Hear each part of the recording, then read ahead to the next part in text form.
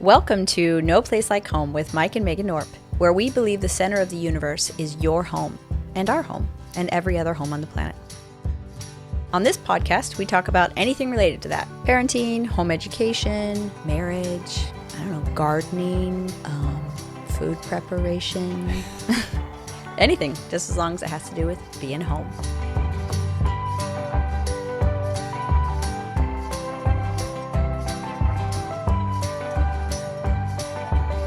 On today's episode, we're going to be discussing snowplow parenting.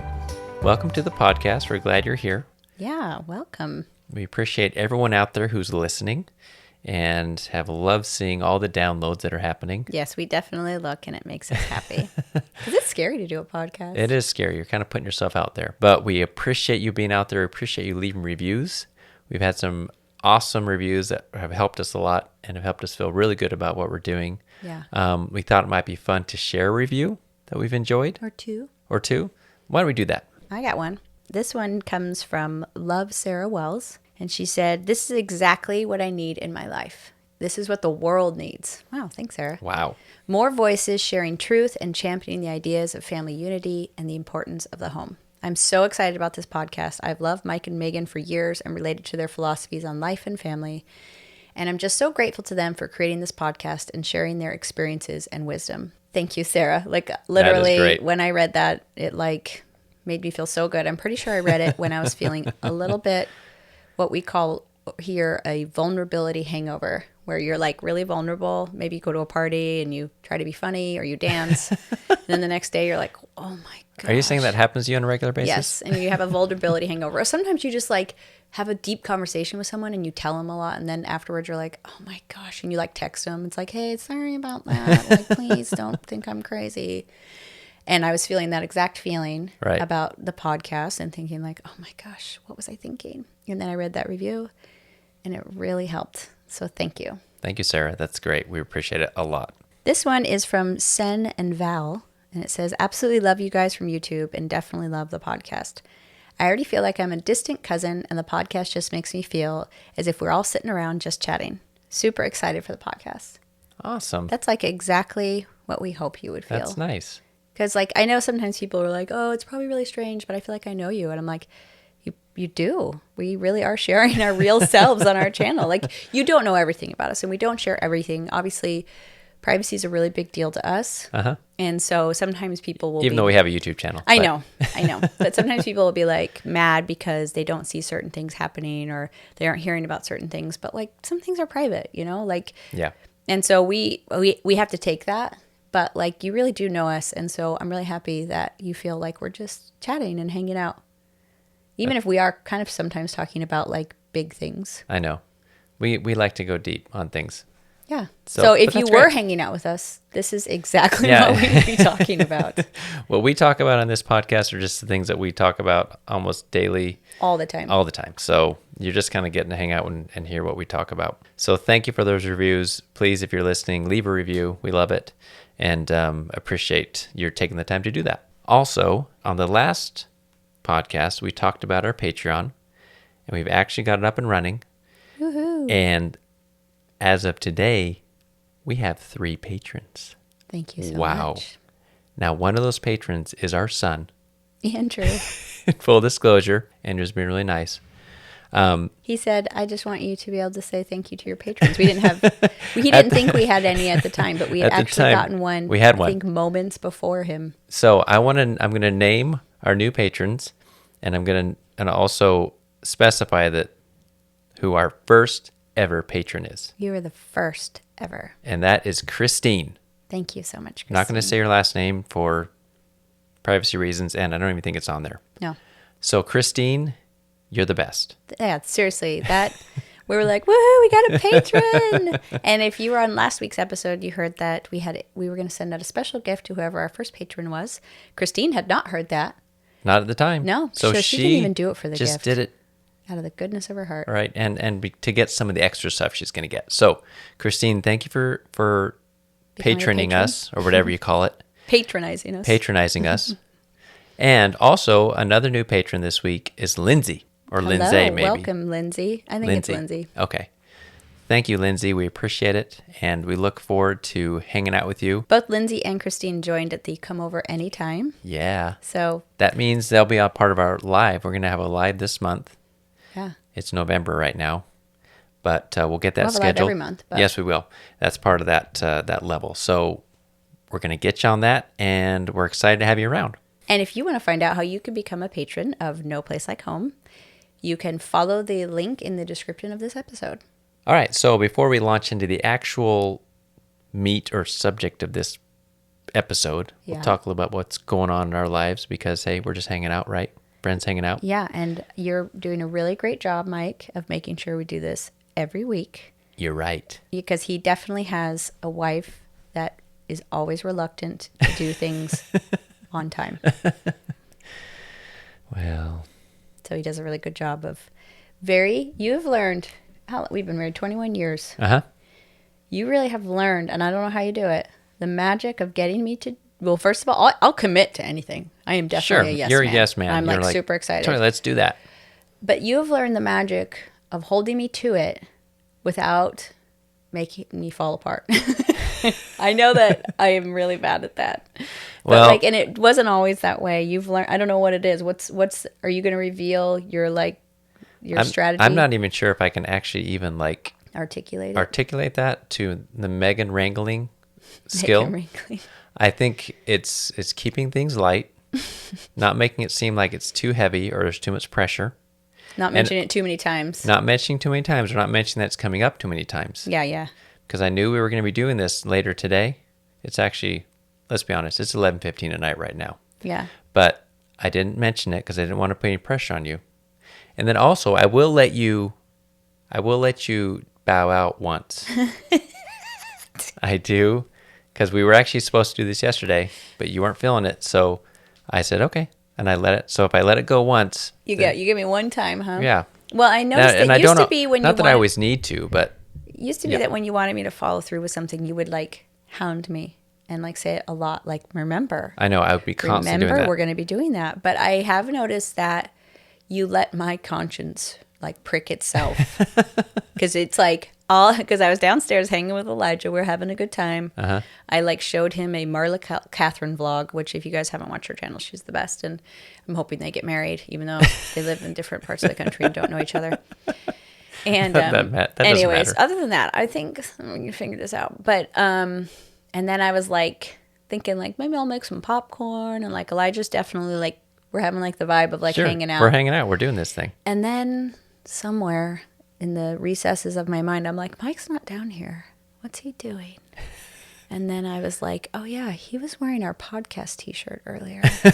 Yeah, that was one of those subliminal messages. It worked, I put it on. Because then I was I think we're supposed to do a podcast.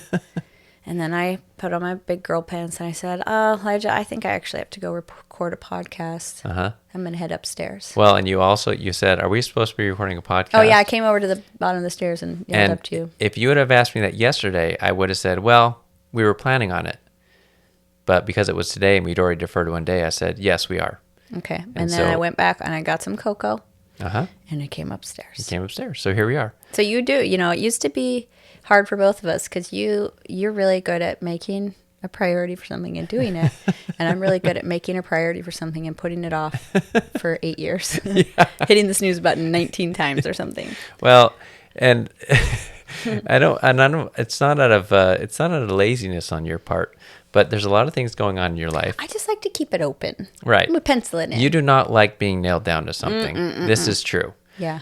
And so I think this is a little nugget of, I think, marriage sort of, I don't want to say wisdom because that seems pretty heavy, but just something I think that we figured out that we both have our strengths, we both have our weaknesses, and we respect each other. So that's why I'm not going to hound you over this thing. It's that we're doing it. And I know that you'll get on board and do it, especially if I make sure some of the other things are put in place already. Yeah, and I really appreciate that, you actually believe in my mode of operating now. Mm-hmm.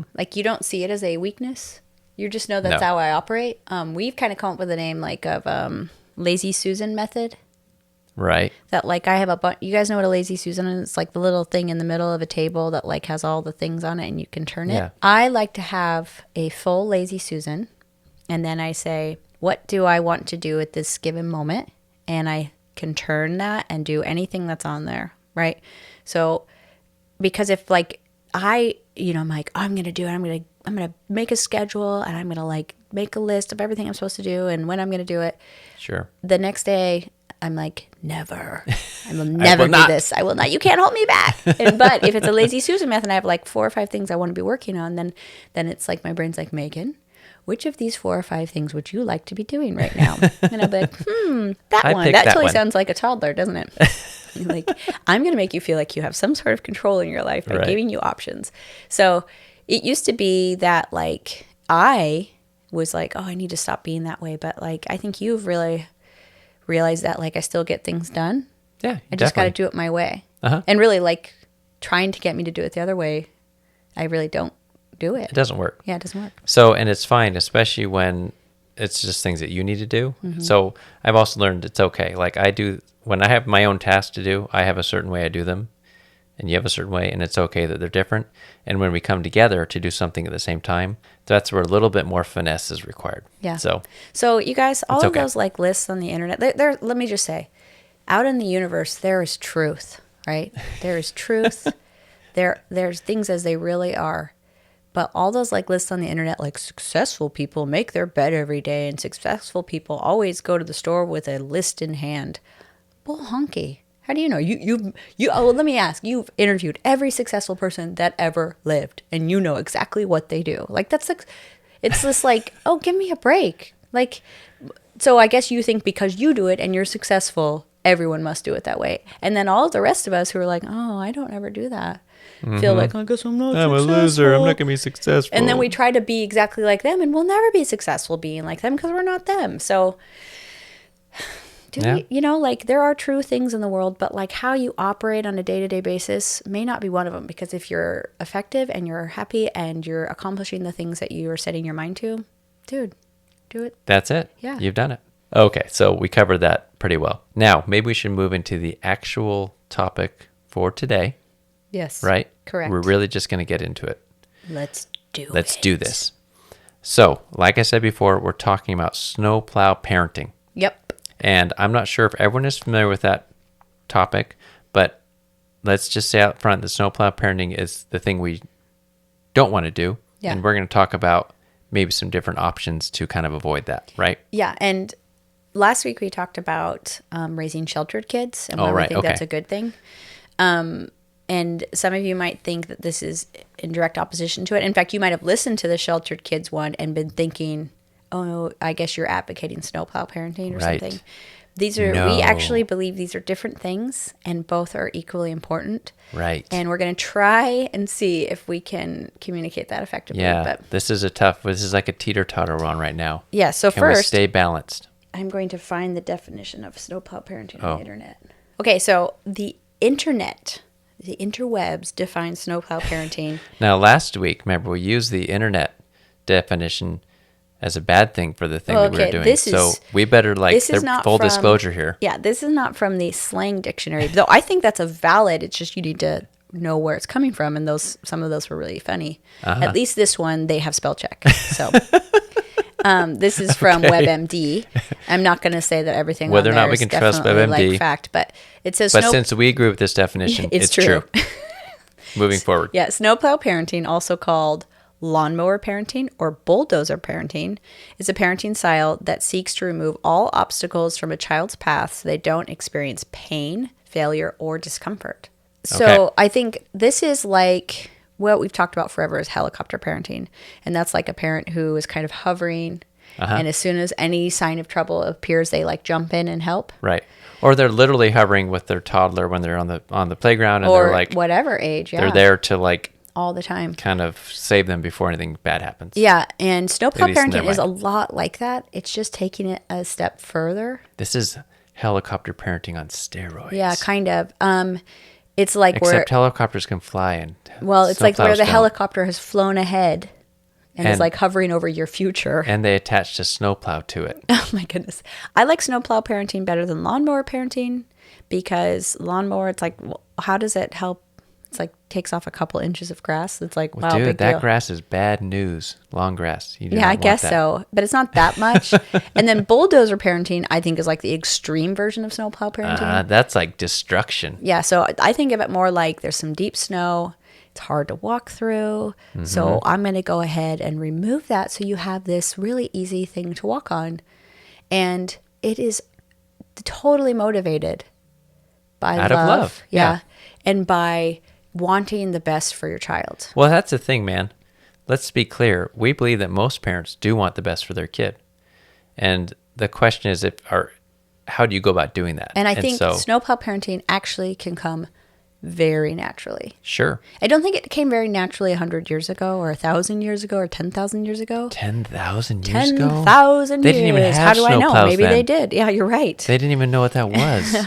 Did they have a wheel 10,000 years ago? I don't even know. We should Google that. Yeah, but I think it's these days we're constantly told, I mean, all of those lists of like, well, there's high expectations for your kids. And those expectations start at a very young age. And we feel a lot of anxiety about like, are we doing the right things for our kids? I mean, there's so many jokes out there about like our moms never felt that back in the 80s and 70s, you know, like she felt like a good mom, like, you know. That you open the windows when you're smoking in the car. Yeah, I love like, that That meme. made you a good mom. Yeah, yeah.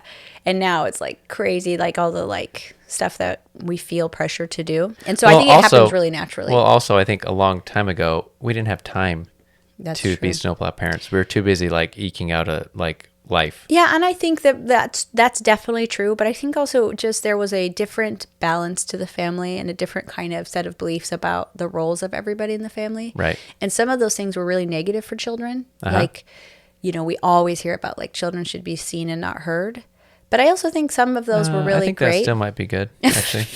I might agree with that sometimes. I heard a funny one like, "Mommy loves your faces, not your voices." Remember that? No, it was a joke, but I think that balance has shifted in a lot of good ways. Like we don't have child labor and all of those things, but also we've gotten really confused about like who's in charge and stuff. And we talked about that last week, right? And we talked about it the week before when we talked about benevolent monarchies and stuff. So are we actually talking about the same thing every week, just wrapped up in a different package? No. Okay, good. Because we're diving deep. Okay. Here we go. That's the sound of like diving. Why is that the sound of diving? I don't know. It's the only one I could come up with off the cuff. And so I know there have been times when I've done some snowplow parenting. Don't you think we should give some examples before we Yes. get too deep here? And so, To go with your diving deep thing. So like what we mean, I mean, I think you probably can already think of times, and I So, think well, I guess we already defined it. In general, it's anything you do that makes things easier for your child. And it can start at any age and can look different at any like age. it for your toddler, it's like doing everything for them. And Mike and I were talking about like, I don't actually think it happens a lot for toddlers because they just won't let you. At least ours didn't. Toddlers tend to be independent. They want to be learning. And so I think for a toddler, it's just letting your kid actually do the thing It's they so want to do. Like painful let them open sometimes. the door, even though it takes Forever. 5 times You as put long. in their seatbelt on and you're just like sitting there watching in your brain. You're like, but they I'm won't going to let you do die. it. This is taking forever. And you're like, That was Elijah. So that might not be true for every child. But yeah, but anyways. a lot of our toddlers, I mean, it's a natural part of their development. A toddler wants to be independent, but I think it starts to happen in elementary school. And if it stays unchecked, it can get really weird. So that by high school, I mean, I've heard some crazy stuff. Yeah. Well, a lot of what our sort of information and what we've learned about is from this book. Oh, yeah. And I think some of these examples we'll take from that. What is the book called, Megan? How to Raise an Adult by Julie Lithcott-Hames. Okay. And it is, I mean, it's like invaluable. Yeah. Invaluable in parenting, especially if you're surrounded by a lot of snowplow parents. But really, I've heard before this book, I heard some crazy stuff just from like my sister and her community. Okay, so let's give some real life examples, Megan. What have you heard? I'm about to. Okay. You ready? You ready do it. for this? Okay, do it. No, Okay, my really, sister let's get telling started. me, and I'm sorry if you're doing this, but I'm going to hopefully by the end of this podcast, you can realize that like while you're doing it out of love, it might not actually be serving your child in the way you think it will. I think, well, let me give some examples. Okay. My sister told me that she knows of a lot of moms who actually don't just help their kids with their homework, they do their homework. Yes. That is very strange to me. Okay. Mostly because I didn't even do my own homework growing up. Why in the Sam Hill would I ever want to do someone else's homework? Okay. So for you, this is like unthinkable because Yes. why in the heck would you do it? Yes. I mean, okay. So that doesn't come naturally to you. Yeah. Then there's also, that's at the high school level a lot of the time, but like before that, it's like going to the teacher. It starts in ways that sound, I think, very reasonable, like making sure that your child gets a specific teacher that you think that will work best for them. Okay. And then also going to the teacher or to the administrators at your school and explaining your child and their needs and making sure that everybody there is creating an environment that's best for your child. better, or like easier for your child. Okay. And so let's break down that example specifically on like why it sounds like a very reasonable thing to do, especially in our world, but how like maybe some of the unintended consequences of doing that again and again and again for your child. Okay. So go for it, Mike. Can you say that again? I wasn't actually listening because I was watching the recording. Go through that one more time for me. Okay, this is for the person who said that I should let Mike talk more often. You are leaving this in the podcast. As you're talking, I'm thinking, I'm like, are our levels at the same? Like, yeah, Mike's watching like the actual logistics, like the volume, and I get caught up in that. We need to hire a producer or something like that, or an engineer, whatever they call Elijah him. would probably love to do that, but Then he'd have to sit here during the okay. whole So thing. my example was like a parent who goes to the school to make sure their child gets the best teacher to fit their needs, and then also talks about making sure that they understand their child. And, okay, I caught all that. It was right after that where I stopped listening. And I said, why don't we actually work through the details of that and what are the unintended consequences? What experiences your child might be missing in doing so? Why it might actually not be a good thing you're doing. Wow. Even though it sounds like a really good thing. Because you're like, I know my child. I love my child. I know in which environment they work best and what they respond best to. Okay. Well, I just off the top of my head, I think that what this does is it creates a pattern where either you're going to have to continue doing this for the rest of their lives or until, they're into adulthood, where they're not going to perform unless you've gone ahead and kind of prepared, like arranged the furniture in the room for them. And that at some point they're going to hit a time where that hasn't been done for them, and that it's going to be difficult for them. Either way, you're prolonging your child having to stretch a little bit, learn how to deal with different types of people or different learning, different ways of teaching. So that's, to me, that's what's happening in that scenario. So you're basically robbing your child of some experience of kind of learning and growing. Now, when I was a kid, they put the list out there on the front of the school. Remember that? You'd ride your bike over. You go over there and you'd look and you'd see which class you're going to be in. And you kind of hope for certain teachers. Yeah, because you heard some were mean. And right. Like some had reputations, right? But I remember one year when I got the mean teacher, quote unquote. But I don't recall my mom caring that much. It was just like, oh, well, I'm sure you'll figure it out. And this goes back to what we do with our, adult children, and really our children in general, is I'm sure you'll figure it out. And that's I think like a magic statement. That's the magic statement we need to go with to kind of avoid this is, well, I'm sure you'll figure it out. Now, there may be some extenuating circumstances out there. Again, going back to your oranges and bananas sort of talk on the first one, your child may have some needs we're not aware of. However, most children should be able to adapt to their scenario and should learn how to do that. And instead of mom or dad coming to the rescue and saying, well, let me fix this thing for you so that you can be okay. Yeah, well, I remember saying to my mom, my teacher doesn't like me. Okay. And she would say, well, like, get used to it. You're going to have people for the rest of your life that don't like you.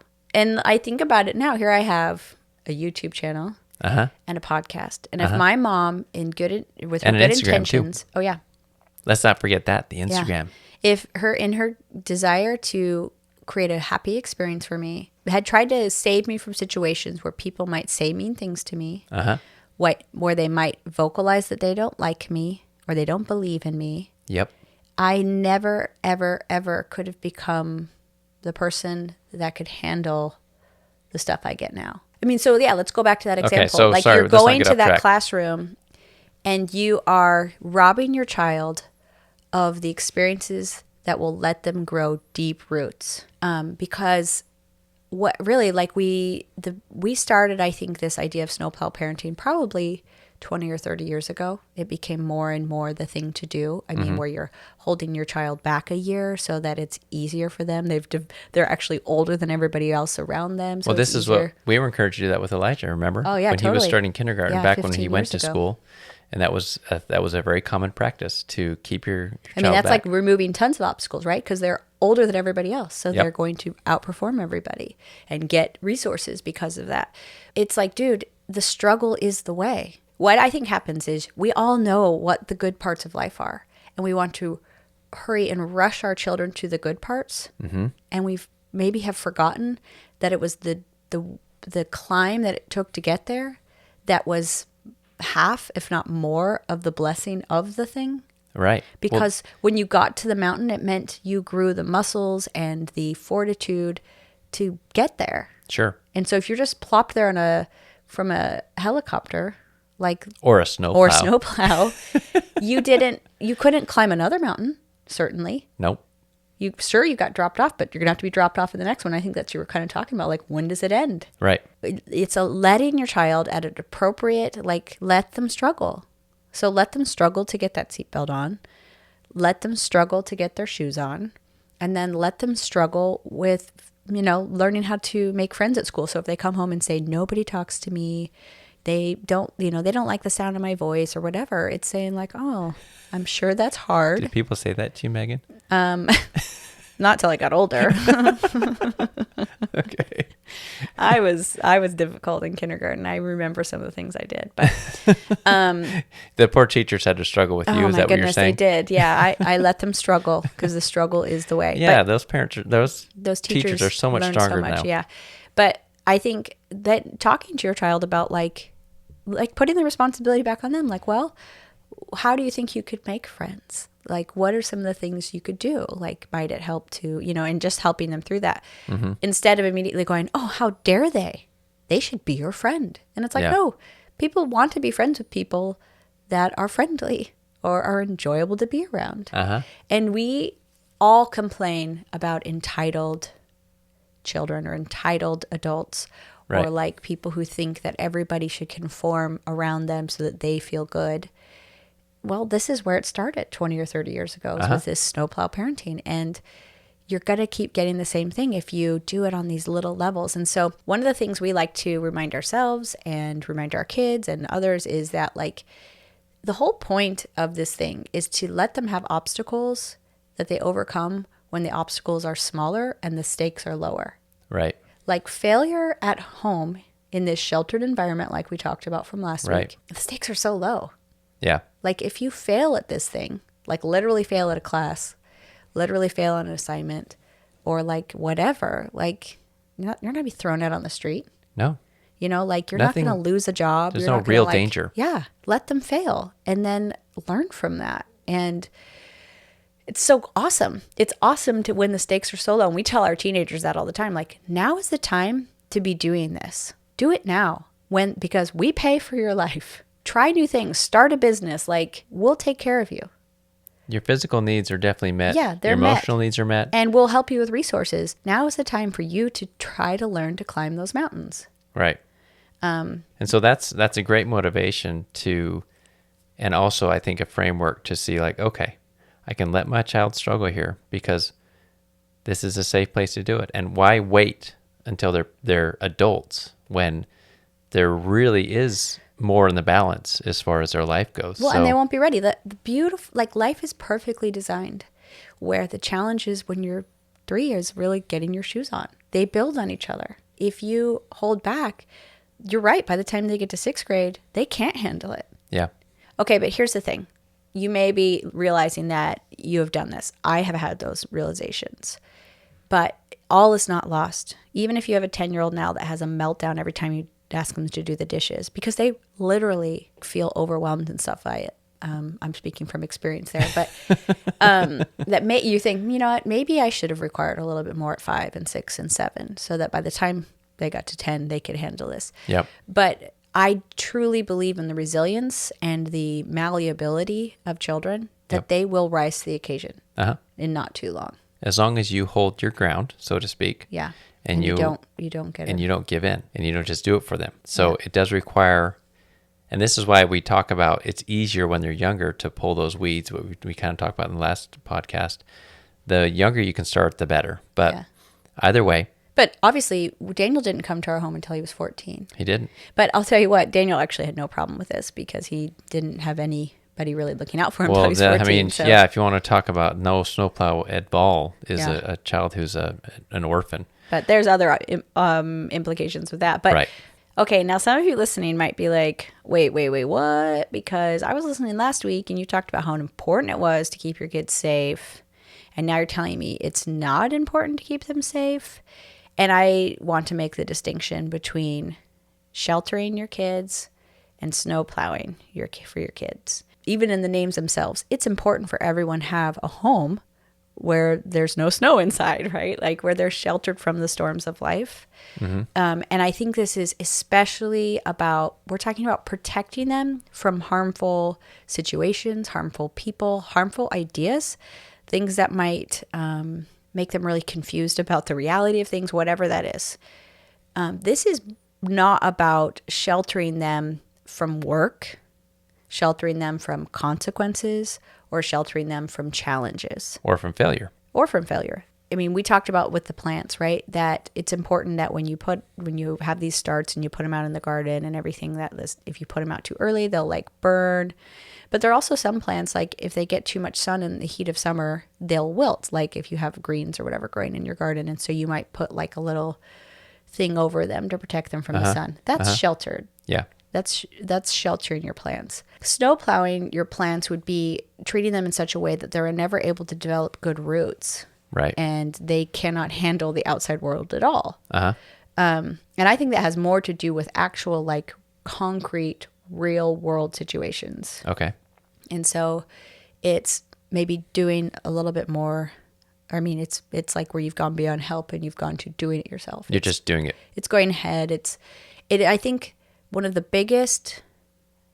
most negative things that happens when you do that is that your child is immediately aware that you don't believe in them, that you don't believe they can do hard things. Yeah, you don't have the confidence. That's not what you were trying to communicate. Mm-hmm.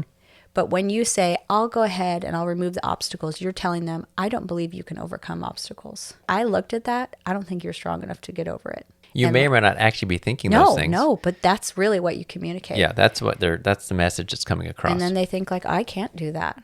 Yeah. What a more beautiful gift it is to give them that you're like, I think you could probably get over that if you put your mind to it. Well, and I think also to remember that teaching a child how to do something is different than doing the thing for the child. So I think of something simple like cleaning the bathroom. Cleaning a bathroom is not easy for a child to do. It's a challenge. Overwhelming, it's not fun.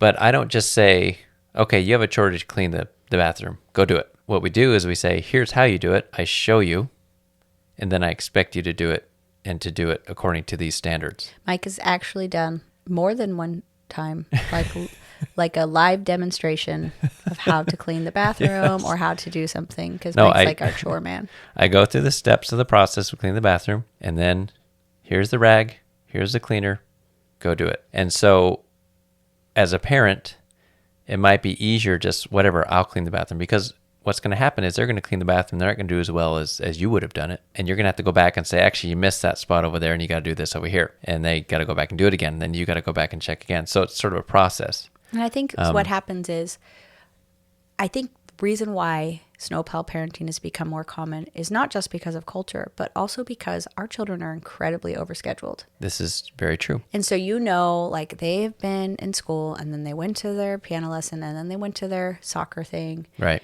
And they get home and they're so tired and they have homework to do. So I'll just do it.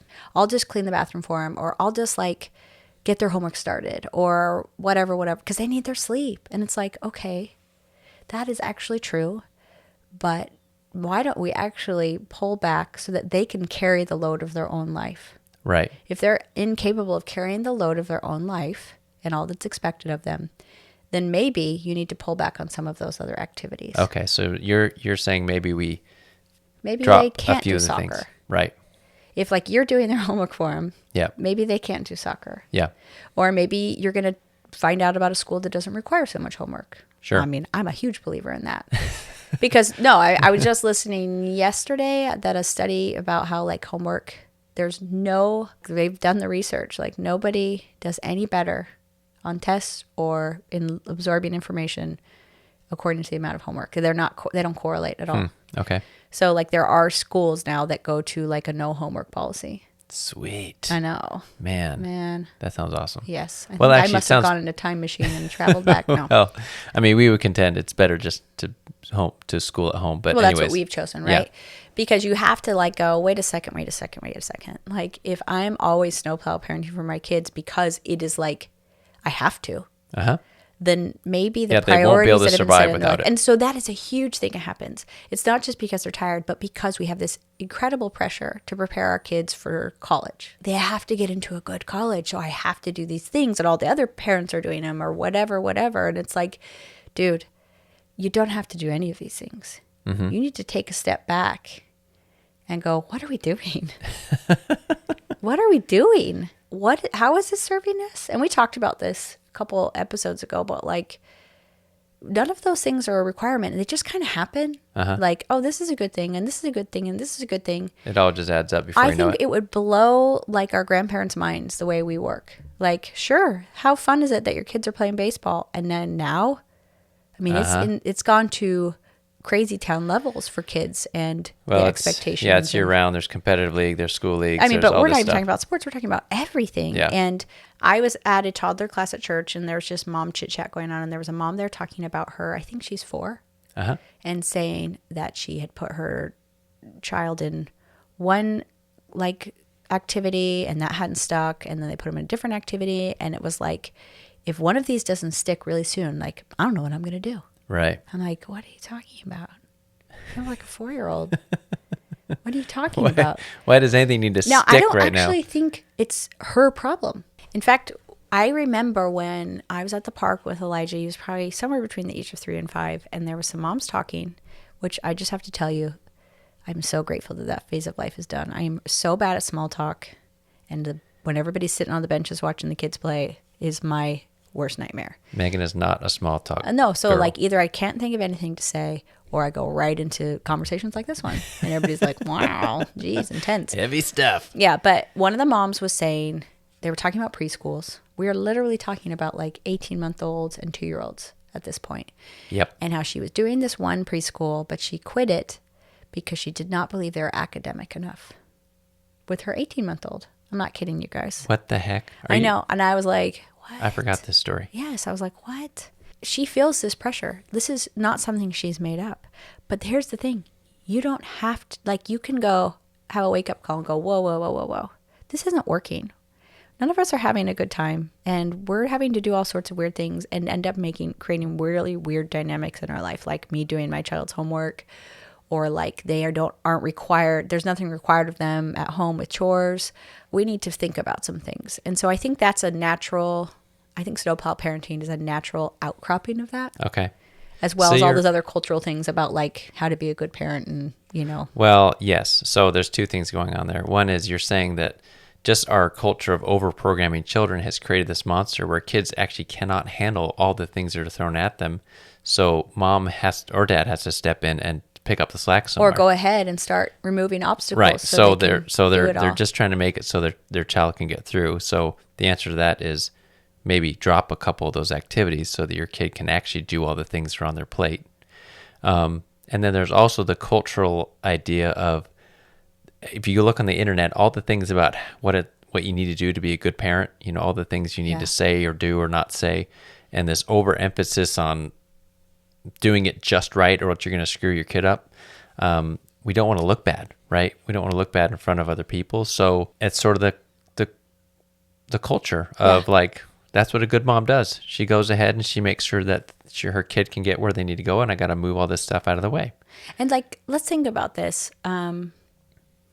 We have this new, and it's now bled into adult life. If my boss doesn't believe the same things as me, I can't work here. Yeah, I can't operate here.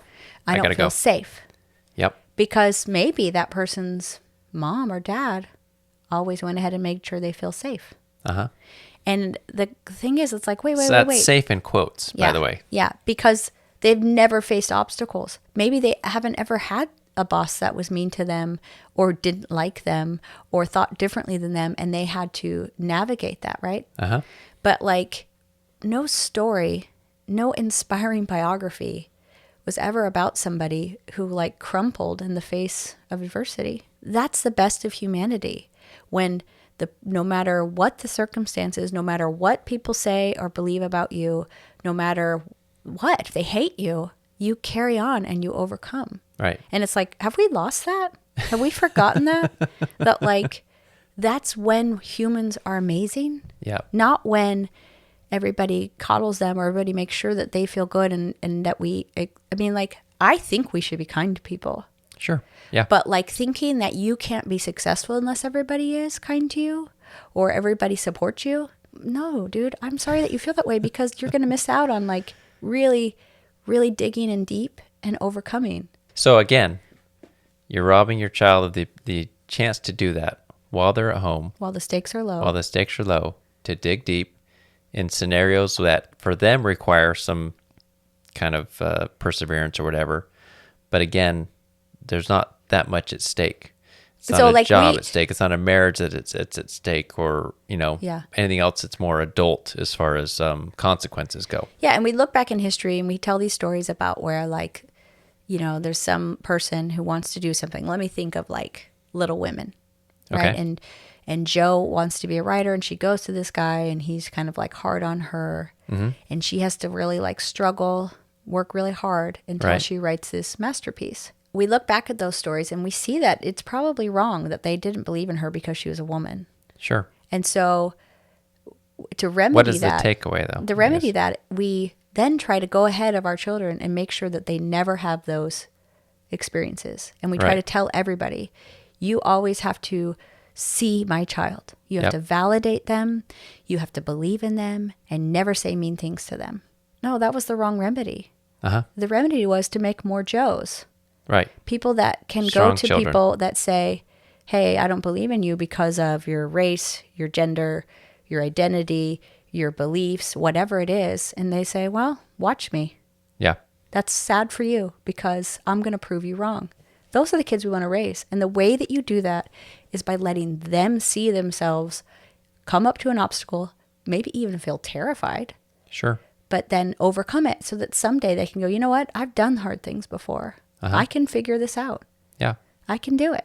Sure. And that's the world I want to live in.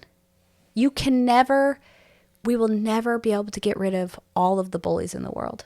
Sure. But like, or all the obstacles. I mean, anything that is considered an obstacle. And so like, that's the wrong strategy. The right strategy is to create resilient humans that don't care what the bullies say and know how to get over obstacles, how to climb those mountains. Right. Those are the skills they need to know. How to climb over obstacles. That's controllable. Uh-huh. Because it's never ending if you're like, I always have to feel comfortable wherever I'm at. I always have to be believed in and supported. Like, we can't create that world. Well, and this is where I think doing some of the work now when your kids are younger actually creates a much easier life for you as a person long term. Because I think parents think, well, it's harder to let them do it because it takes longer or whatever. So I'm just going to do it because that's actually easier. But long term, it's going to be much harder for mom or dad because they're never going to be able to step out of their child's life completely. They will constantly have to be there to reinforce, to, move things out of the way, call the boss, call the spouse, Get them out of jail. whatever. I mean, if Literally. you want to go to the extremes, Yeah. and it can go that way. So again, it's the same sort of thing. Why not do it when the stakes are low, where it is a little bit of work, but long term, it creates a much better situation for everybody. And even if it wasn't even if you were willing to do it, why would you rob your child of the knowledge that they can do amazing things? Mm-hmm. And they can do it no matter the situation. Yeah. Like, it doesn't have to be the perfect, like, they get into that situation and they go, I've done hard things before. I Yeah. remember this feeling. Mm-hmm. It's not a game stopper if I'm scared or if I'm sad or if I'm overwhelmed. Right. I've been there before, so I'm just going to do what I did then. And they may come back to you and say, like, I'm scared. And you say, like, oh, I'm sure you'll figure it out. I know you can do it. And I'll say to my kids sometimes, like, you can do hard things. I want that to be that's in your brain. like in their brain. I can do hard a mantra. things. I can do hard things. I'm not trying to diminish that it's hard when people are mean to you. Like, guys, you And don't we have to as go very people- far to find that people say very mean things. Right. And we about as me. people should try to be nice to people. I mean, Yeah, yes. like, and I'm not saying that's not hard. I'm not saying it doesn't affect me, but I'm really proud that it doesn't affect me enough to stop me from doing the thing that I wanted to do and that I believed in doing. Yeah. And that I felt called to do. And so you do not want to rob your children of that sort of knowledge, because someday there will be a Goliath.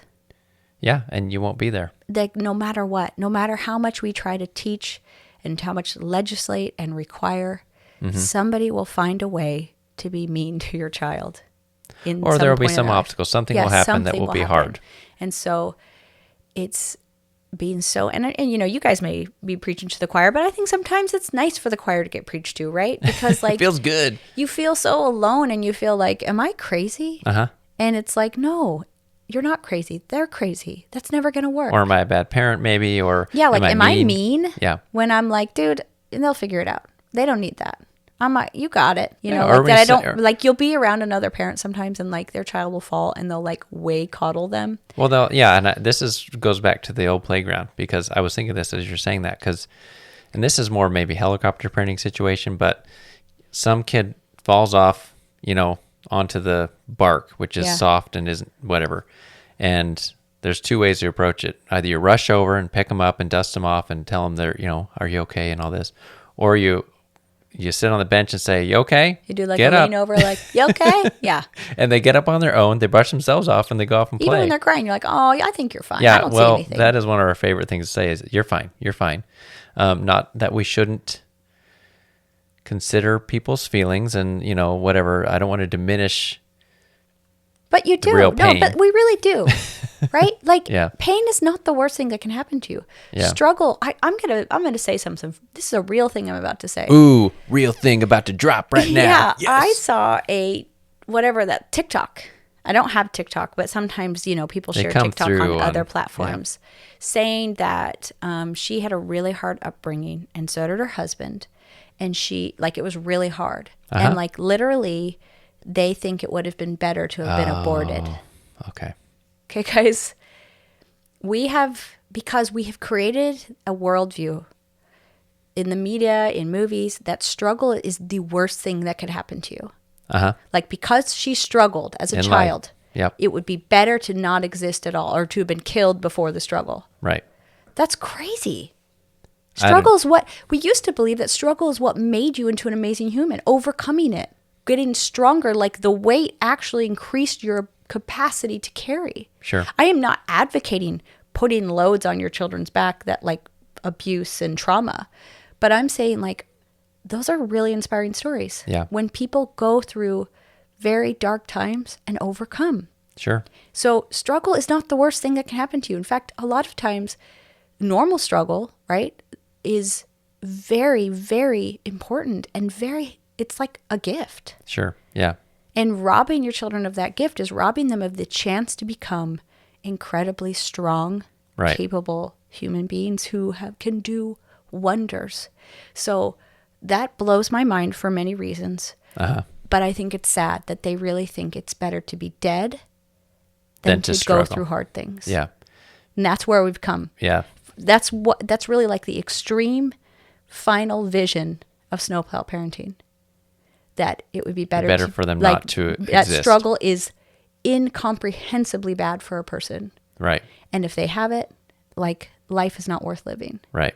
And I think it was an inherent, everybody knew. We used to call them, it used to be called spoiling your kids.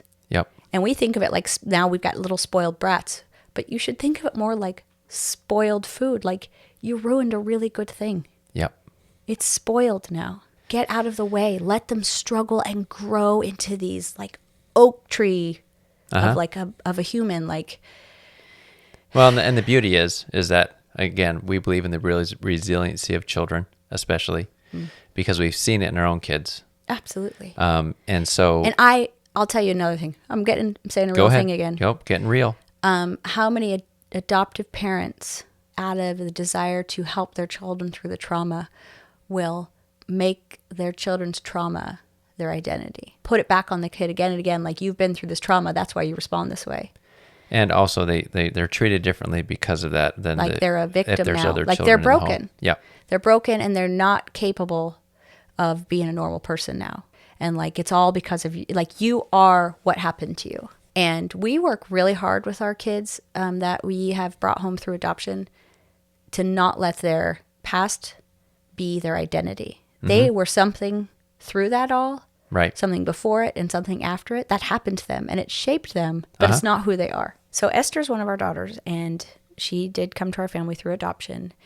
And like I said, we really worked hard to let the struggle be a part of their experience, but not who they were or whatever, you know.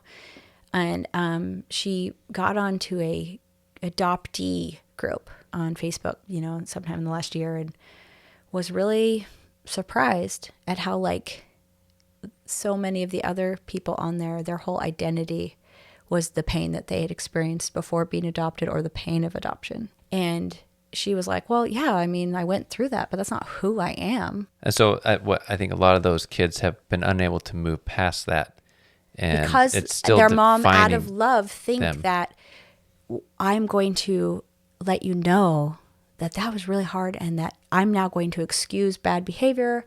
I'm going to excuse, like, I won't require as much of you. You might be really sad, and it's okay, So again, because you this went through snow this. plowing. And Yep. in a way, it is snow plowing. Yeah, yeah. And so when we say to someone like, hey, you don't know what they've been through, it's like, I don't, but we still have requirements to be courteous and kind and hardworking. Yeah. I mean, if we're going to really go, like, it will say, like, well, you don't know their lived experience. It's like, I don't, but I know that everybody can still show up and be a good human, Yeah. because there's endless examples. People who've been through worse Yep. and still chose to be a good human. And I don't think we're doing a service to the world by saying, because you've had this lived experience, you will never be able to be successful unless I help you be. Yeah. On your own, you won't be able to be. Yeah. It's the ultimate snowplow parenting. It's coddling, and it's demeaning, and it spoils people. Sure. It tells them, I can't do this unless somebody goes ahead of me and removes obstacles. And they believe, and when they believe it, that's like the saddest. Yeah, that's where they've really kind of given up, or I don't know what the word for it is, but yeah, they're not going to be able to move past that. Yeah, and I'm not saying it's not painful. I don't want to diminish. I've had those painful experiences. Absolutely, there's been people who've been through much greater trauma, but I still think they can do great things. And I will give you an example of when somebody very close to us said to another person very close to us, I don't think Mike and Megan will ever be successful in their lives. I think they will always struggle. And that was a very painful thing to hear. Mm-hmm. It really hurt my feelings, especially who said it, right? It was somebody whose opinion mattered very much to me. And I had a choice to make. I can either say, without your support, I can't do this. And I could go to them and say, I need you to support me. I need you to change, and I need you to believe in me before I can overcome. Or I could say, which I did, well, that's sad. Watch me. Watch us. Right. Like, and hopefully you learn in the process that, don't count people out. But if you don't, it doesn't really matter because I'm not doing it for you anyways. And so I'm actually kind of grateful they said it, because I think there was a part of me was afraid I'd never amount to anything either. I was young then. Right. And we were still struggling and trying to find our way. We were in our 30s when they said it. But I'm glad they said it, because it lit a fire in my belly. Yeah. So sometimes we think like, oh, if they ever hear anything mean, then it's going to like stop them. Yeah, it's like, no, it made me so mad that they could be that rude, I guess, that I didn't think about my fear anymore. I just wanted to prove them wrong, Yeah. Well, and I think what's interesting about that is, I think what can be created then is if you have a sort of a history of a snowplow parent, you become a snowplow person, I think, who's preoccupied with there not being any obstacles ahead of you. And so you can either constantly be angry about obstacles in your life, or resent them, or otherwise just become fixated on those things. Handicapped. And that's all you see. Yeah. Because maybe now the person that was there who was kind of before clearing them isn't there for some reason, or can't be there to play a larger role like that. But so you become fixated on the obstacles, and usually that anger results, or some sort of, negative reaction. Instead of seeing it as something that I can overcome, I just become obsessed with the obstacles and angry that they're even there in the first place. Obsessed with the obstacles. And so it becomes your identity, Yeah. the obstacles in your life. Right. Oh, we're seeing that times a million right now. But you know what? Yeah. It doesn't have to be that way for everybody. I would much rather be in the room with a person who's had obstacles and who's like, yeah, but haven't we all? Mm-hmm. And to me, when you're obsessed with the obstacles in your life, you're incredibly self-centered. Sure. And because it's all about you now at this point. But if you were raised that way, it was always about you, wasn't it? That's true. Your parents because your definitely mom was always taught you that. Yeah, like going ahead and like making it all about you, instead of saying like, well, it's not all about you. Maybe Figure it out. Your teacher doesn't like you. Well, maybe you're pretty difficult in class, which would have absolutely been true for me. I was the only girl in all of kindergarten who had her name on the board, and I had it on there almost every day with checks behind it. But well, wait, didn't we have was this one of our kids or someone else who was like, I don't have any friends, or I thought someone had said something about that. I was like, well, maybe you need to be better at being a friend or making friends. Yeah, that happened to us just recently. One of our kids said, I don't have any friends there. And it's like, well, that might be on your end. Yeah. Because people who are likable and are doing the work usually get friends. Yeah. So, and maybe that's the thing as a parent, you put the ball back in their court. So so I don't want to end it there. We didn't just say that. It's like, so let's talk about. It was a long conversation. Let's talk about are you approachable? Right. Are you Let's interested in them? Are you warm? Uh-huh. Do you talk to people? Do you, and no to answer all of those questions, like no. And like, well, they talk about things I'm not interested in. I was like, well, yeah. Like all the time they're talking about things, like maybe you should accept responsibility a little bit here, that if nobody there wants to be your friend, maybe you don't seem like somebody anybody wants to be friends with. Well, because the opposite option for you would have been, well, I'm going to march down there and I'm going to tell those people they need to be nice to my kid. Or to basically. tell that child like, wow, that's terrible. That's horrible. And then that person's just like a victim of like, I don't have anybody who's friends with me. Right. But because we didn't do that, and they desperately wanted us to, they were kind of bothered. They really wanted to have that moment of like pity party and nobody likes me, everybody hates me. Guess I'll go eat worms sort of thing. That person came back a few days later and actually wasn't as bad as they said. Yeah. And I tried a little bit harder and people were friendly. And I think teaching snowplow parenting, when you're not I don't have... Sorry, I might have derailed what you're saying. No, I don't before. have a like the opposite. We tried to come up with the opposite word for snowplow parenting. We couldn't come up with one. Maybe if you guys can, let us know. But the opposite is you create people who are responsible for themselves. Uh-huh. And people who recognize that like it's not all about them. And people who are meek and people who persevere. And like if that doesn't describe somebody you want to know or read a biography about or absolutely be, then I don't know what does. Yeah. So I think it's just so important that you look around, and we all get caught up in just doing what everybody else is doing and responding and wanting to do things so that people don't judge us and we don't look like a mean or a bad parent. But we're going to have to turn off those voices, because it's gotten really weird out there in what's expected of us, and say, wait. Is this actually working? Is this going to get us where we want it to go? Is this going to help my kids be successful, happy, well-adjusted adults? And I think a lot of what we do as parents these days, because it's so visible, and because we see so much on social media of good parents, in quotes, what they're doing with their Instagram pictures and all this kind of stuff, is that there's a huge amount of judgment that we feel is happening and may be happening. And so a lot of what we might be doing is just to avoid the judgment of looking like a bad parent. Oh, absolutely. There's like instead of making the real, actual good decisions for our children and what's good for them. Where did we hear that? Somebody talked about how so much of what we do as parents is not actually, like when we won't let our kids go do something like go to the park alone at age 10 or 12. Which they're perfectly capable of doing. Yeah. Like a lot of parents say, like, I know that nothing bad will happen. I just don't do it because I don't want to be judged by other parents. I don't want CPS called on me. Even though I actually don't think there's danger in my kids riding their bike to school, I don't let them do it because I don't want the judgment. Right. But dude, where does that end? Yeah. We have to start taking responsibility and say, like, I got a comment today on YouTube about like one of the things that somebody didn't think we were doing right. And they're like, and maybe I'm wrong. And if so, you will need to, in the next couple weeks, explain to me what you're actually doing and why, like, prove to me that you aren't doing this thing wrong. And it's like, no. I don't actually owe you why do you think I owe you answer. that? But your next door neighbors will act like that too sometimes. Yeah. And it's like, no. When it comes down to it, you have no responsibility for those people. No, I people. don't owe you anything. And I actually don't think CPS gets called that often, but, whatever. That's like crazy town. Yeah. But we're talking about just like, dude, let's just slow down a little bit and actually ask ourselves, will the way we're doing things now actually help our kids be happy? And who we hope they can become. Yeah, like just happy. We're not talking about like college graduates and like making gobs of money. Can they be happy? Right. Can they like take care of themselves and like emotionally even?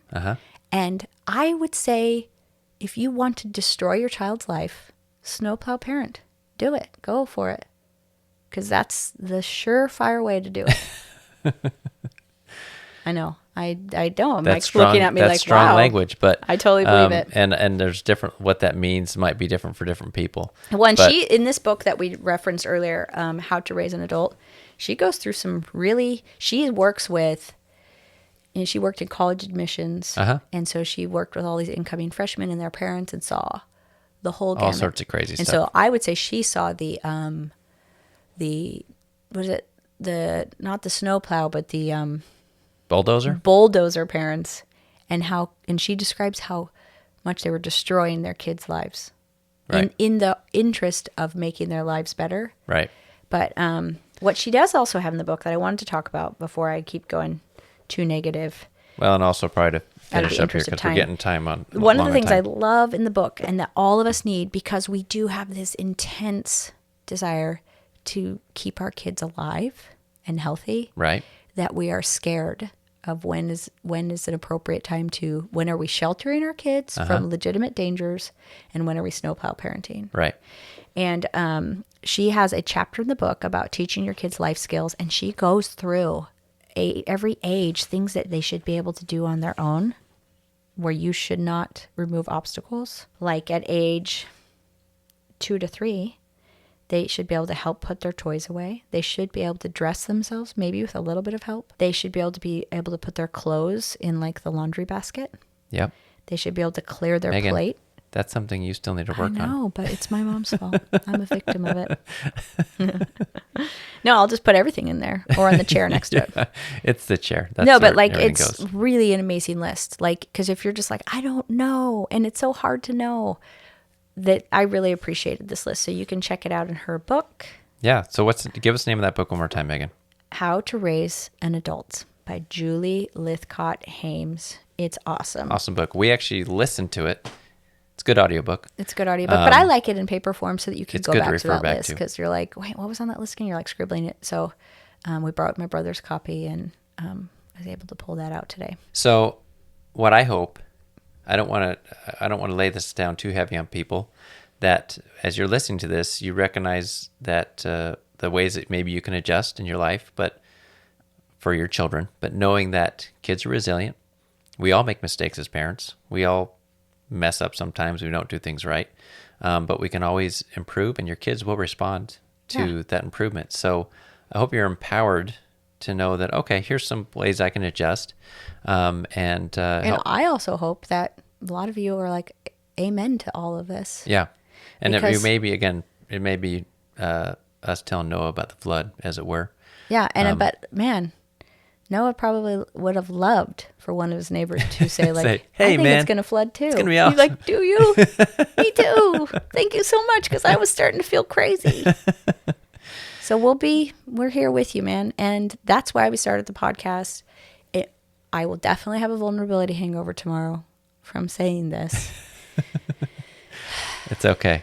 If you don't have a vulnerability hangover, maybe you haven't done enough, as far as sharing. Vulnerable enough, I guess. So, is that the end? Did we cover all of it? I think so. We also realized, as Megan and I talk about things, it isn't always the most succinct, organized sort of discussion. Yeah. But I think what I've realized is that trying to have a bullet pointed list for us doesn't really work. So we work our way through it. We jump back and forth. I hope that's okay with our listeners here. It's probably less okay with ourselves, because we'll go and listen to. I know. I go through and edit it. I didn't say that very well, or I could have explained that a little bit better. I hope you guys are here more for, like, we're sitting on the couch together and we're talking about ideas. Yeah, this isn't a presentation. And if you join us over on Patreon, I would love to hear what you have to say and what you're thinking.